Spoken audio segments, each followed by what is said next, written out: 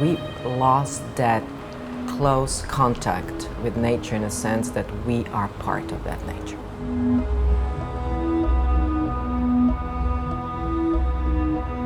Oyster species were abundant for millions of years in every single ocean and surrounding coast of every continent as the continents were changing. We believe that we lost more than 90% of oyster reefs globally, and that also includes Ireland and this Wicklow County and shoreline. And in the temperate latitudes, our oyster reefs are the equivalent of coral reefs.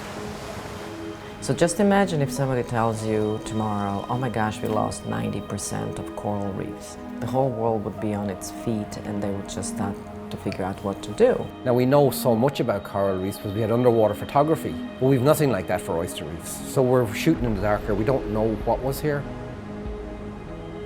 We always, as humans, think we are above other species, that we are smarter, that we know better.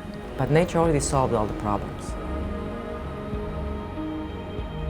Oysters in the sea are what we call ecosystem engineers, and they're very important, they're a keystone species in that habitat. We're starting to realise that now. This generation have actually realised where the problem is, whereas my generation, we were just fed the consumer message, make more money, use up more resources, buy more cars. It's appalling that we all did this. It's changing, but will it be on time? How can we work together to bring natural systems back to its health? We have to get real about this thing, and oyster reef restoration is a good start.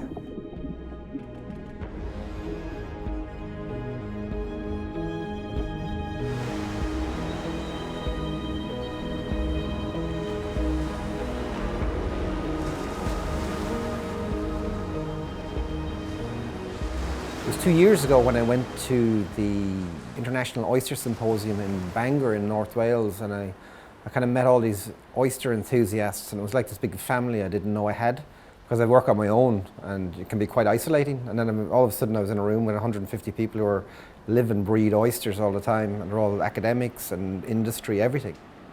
Stephen Kavanagh and I met almost 2 years ago at the World Oyster Society. He invited me to Ireland to give a presentation about my work and why is it important to restore oyster reefs that once upon a time used to thrive here along the Wicklow shoreline. Much more deeper waters, we think. Because I always wondered about Arklow, what was out here. Because our beaches are littered with oyster shell. But when she sent me the paper on oyster reefs in the Black Sea, I was fascinated that the native oyster, I knew the specific species of oysters that we farm in Ireland form reefs, but I didn't know the native oyster could form reefs. And it was like a eureka moment, like a penny dropping. I thought, that's what we had out here, was oyster reefs. If we can get some funding for the feasibility study, that we could identify the site where we could test placing of certain type of substrates. We need to be very careful and smart and very open to different type of solutions that could work in a deep water. Oceans are high energy places, and we definitely want to select the site and prepare the site that will be a success story.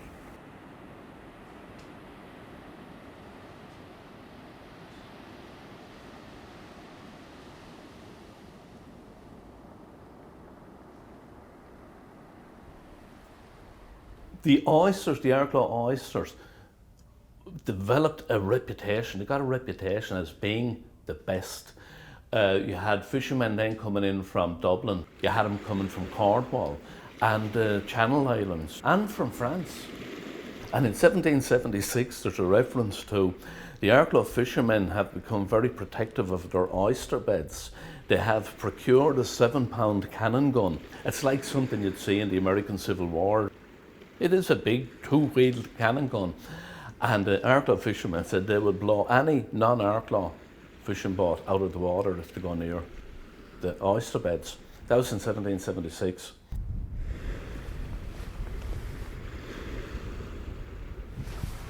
In the 1860, the decline happened. We saw a rapid decline in the oyster populations. There was a variety of factors. There was very poor management. There was huge fishing pressure.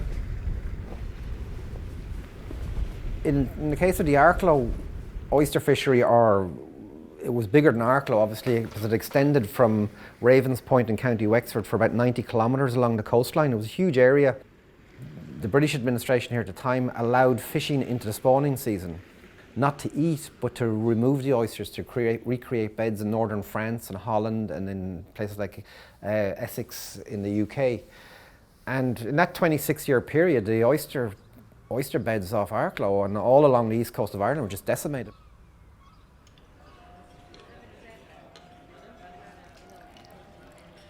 Where Western civilization was, there was this calamity in the oyster populations that led to their decline, very rapid decline in them.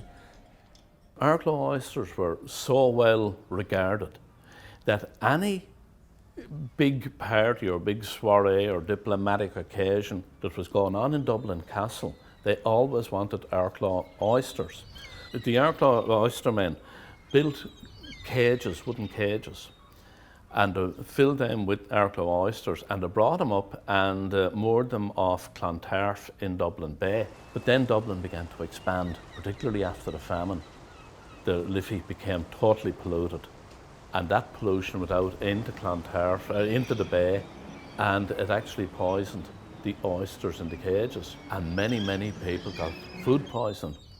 All the newspapers picked up on this, not only in Ireland but in Britain and abroad as well, picked up on this, that this very important soiree spoiled by Arklow oysters, but there were Arklow oysters up in Dublin Bay. Overfishing, overharvesting, polluting, degrading the habitats, and changing environmental conditions that are not suitable for life. This is where we need to shift our behavior. Purely from an historical point of view and the logic of it, if it could be developed before, I don't see any reason why it can't be developed again.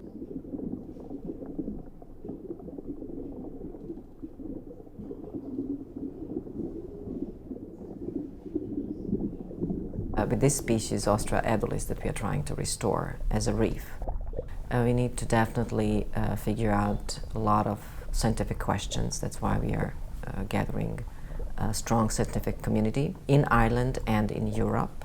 The other aspect is that we need to also look into history, look into fishing activities and fishermen and industries that has been here for very long time, and involve all the stakeholders that should be part of this initiative, that really want to be part of restoring a keystone species and a habitat.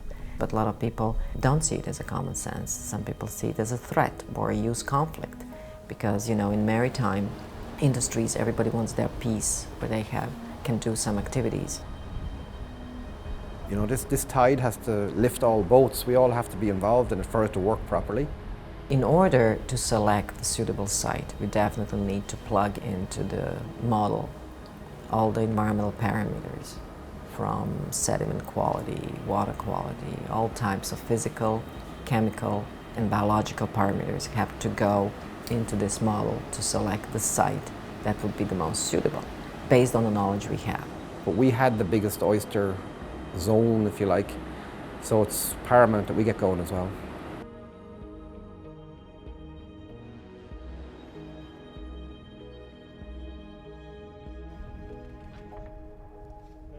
They'll be part of that as part of the PhD, but this is promoting. So this is the heart of our oyster operation. The first record of oysters we have here is going back 4,000 years. It was all the native flat oysters at that time. There used to be up to 200 boats fishing on the beds at that stage. We're more commercial in that we buy them off the fishermen and we place them on the bed here, 4.5–5 ton of oysters. in a small piece of ground there, which is in restoration. It has provided good opportunity for reproduction. So functionally, that is a reef in hotspot. itself. There's a lot of area where they occur. out by the island. What's the depth? It's only 5-10 meters. 10 It dries out in very extremely low water. Is this the most productive area in comparison to others? There's higher temperatures achieved than Enterley, but our mortalities are much higher than theirs. Okay. And mortality is due to? That's the question. So we're still trying to find out that, and we will be doing a more expanded kind of Bonemia monitoring program in the autumn, definitely. Am I going to get wet? I am.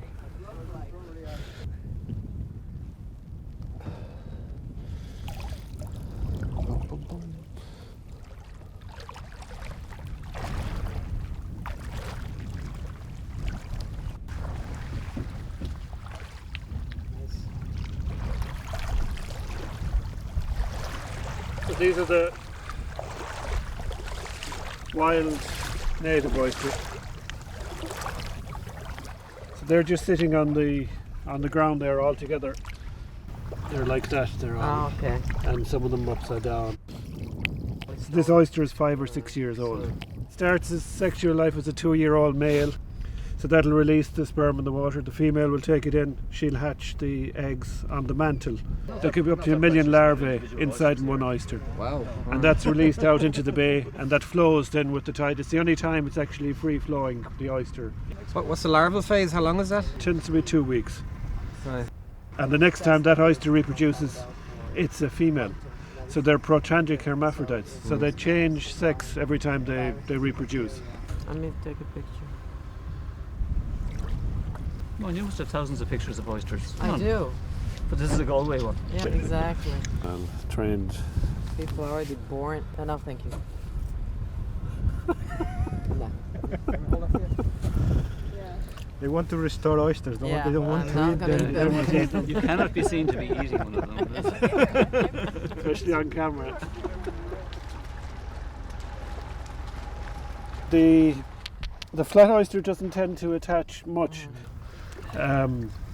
The flat oyster, the native oyster, they don't actually create reefs. In Adriatic, they're all attached. It depends on the... All attached. I've seen them in attached. Stamford, yeah. They grow out from their centre, and this would have been attached to something at some stage. It'd be great to restore them, but you need to be able to also to fish for them in a licensed, controlled manner. Yeah. Because that history that is there it has come through the generations, and it would be great to see that continuing. And even the process that we do ourselves in buying them and selling them and all that, it's all part of the history. I think that it would be beneficial to have some kind of a marine sanctuaries for oysters. There's no problem with those two objectives. Yeah. You can have this conservation Site. where there's no take zone, but you Yeah. can have small scale fisheries at the same time. Exactly. We're already in Exactly. a Natura 2000. We're in We're special restrained area anyway. of conservation, so we Yeah. are minding the environment, Yeah. and we're respectful of it.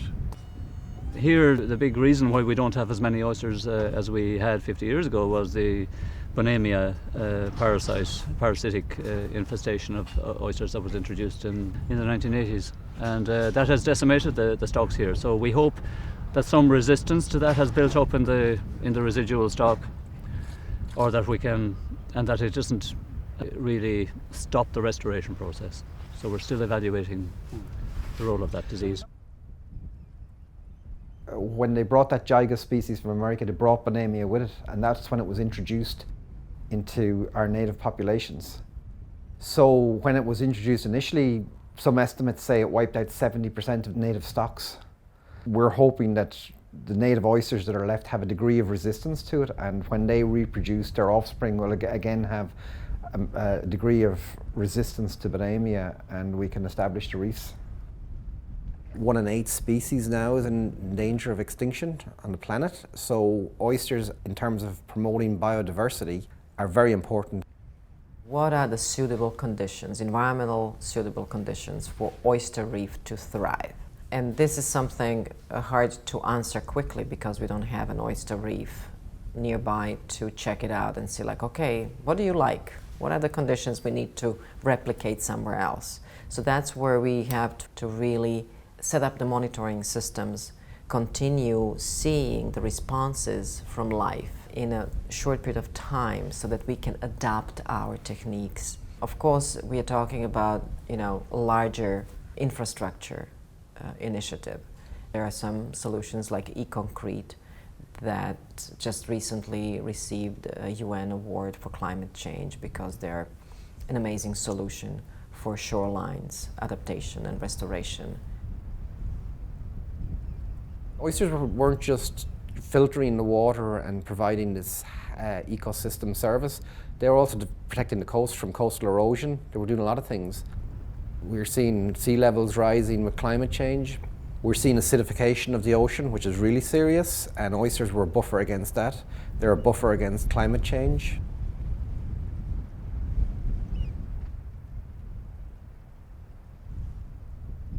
So we were talking to Oliver today, and he said that he's very pessimistic about this process of restoration of native oysters because they have very high mortality, and they don't know why they have such a high mortality.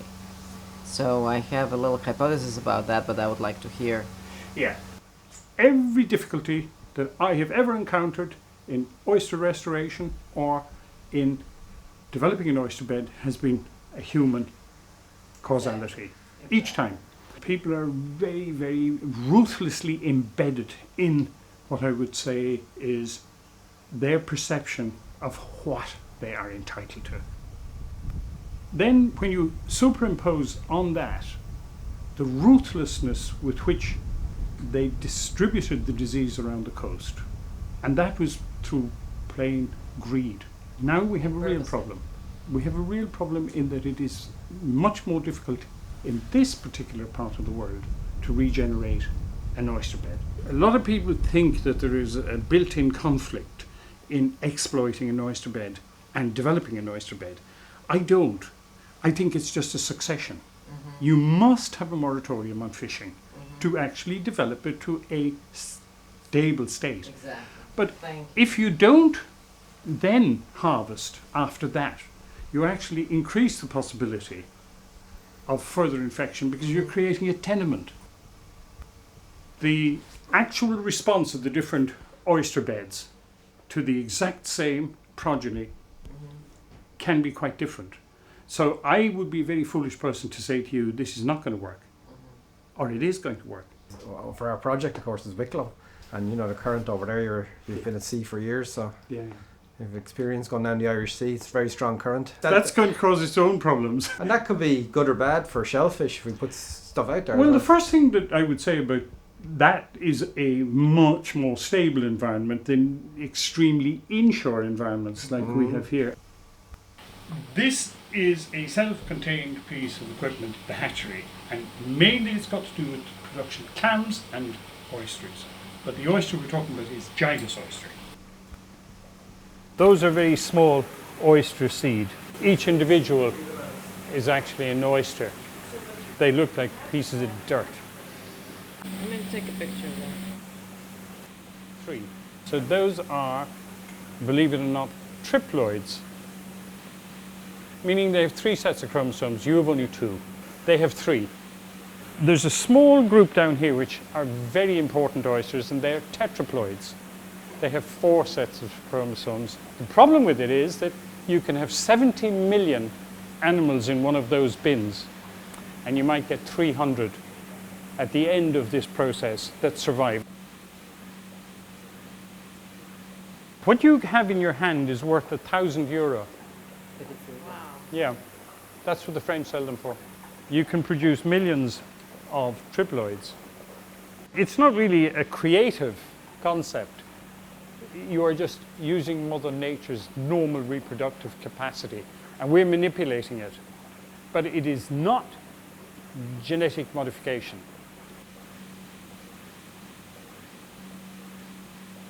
What Different type of districts. shellfish would then be suitable for Wicklow area when we're talking about 10, 15, 20 meter They depth? have to be high salinity. I actually think that you would have to look at ones coming from an area with high salinity, which kind of you can forget about Galway Bay. Exactly. either. So how But about it's creating a hatchery at the same time? No, personally, I do not believe in hatcheries for Austria agilis. Because otherwise, we can't really do any significant restoration if we don't have this massive. Well, wait until I show you some spatting ponds as an Okay. alternative. I can do 10 million in one pond. Well, that's what I'm talking about. Mhm. That- Then we probably should go and have a look at spatting ponds. yes.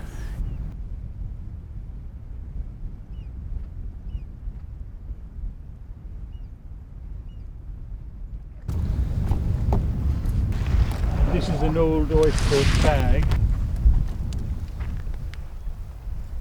They prefer normally to settle on the inside of the shell, Inside, but I always. can see them there very clearly.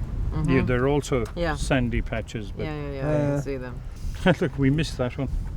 Now, ideally, what you're looking for is 2 to 3 per shell. But the reason for that was that we were doing an experiment here to see comparing different substrates to see if there is an alternative to mussel shell. So if we wanted to build our oyster reef in Wicklow, how would we use those shells? You see, the first thing you have to do is, and that's what the Dutch are doing, they're having a look at the hydrography of the area. And what you should do is, yeah. I stumbled, I did the same thing. I was actually I'll be settling in there pulling myself out- now in a minute. What you need to do is to examine the area and lay down patches of various substrates. Like, No, we've no oysters. I know that, Yeah. but what I'm saying is that Wouldn't oyster shell be the most oyster shell would probably, the best? and there's probably enough of it out there already, Yeah. I don't know. Well, everybody's testing those different substrates, and we already know. I mean, even in Chesapeake Bay, they were breaking the toilets and tiles and everything, and they always prefer Yeah. oyster shells. They will settle on your fingernails if they have Exactly. nowhere else to go. Exactly. Yeah, yeah, yeah. They settled, so in I- my experience, on the tires. Those Yeah. big. But I have them on the plastic Yeah. of oyster bags. They'll settle when they've nowhere else to go. Exactly. There's a lot of support coming from Brussels, meaning from the EU, for these exact programs.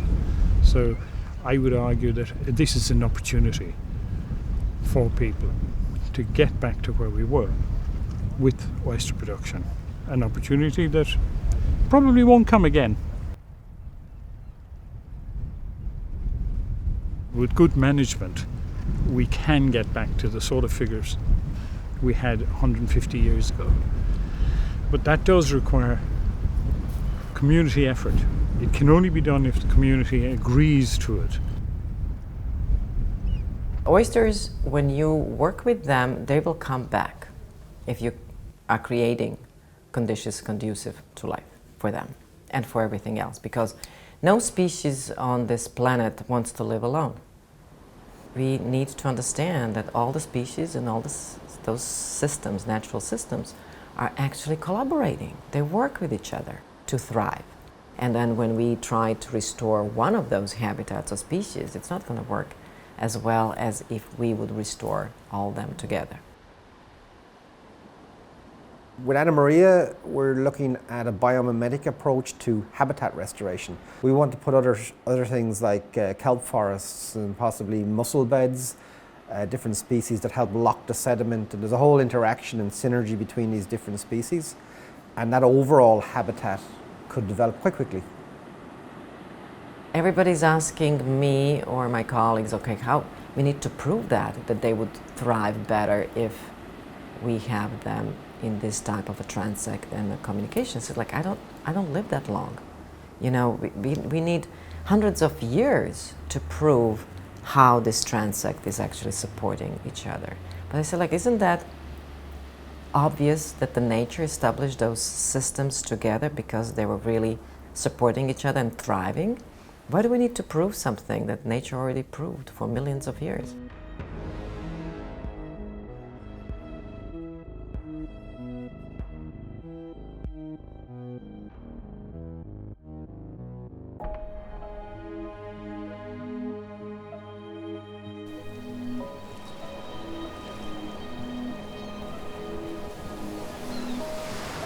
the amount of money that people are contemplating, something like $30 trillion on going to Mars. When you actually think about it, what you could do for that kind of money here on Earth would probably save the planet. It's a lovely place, isn't it, Earth? So why are we destroying it?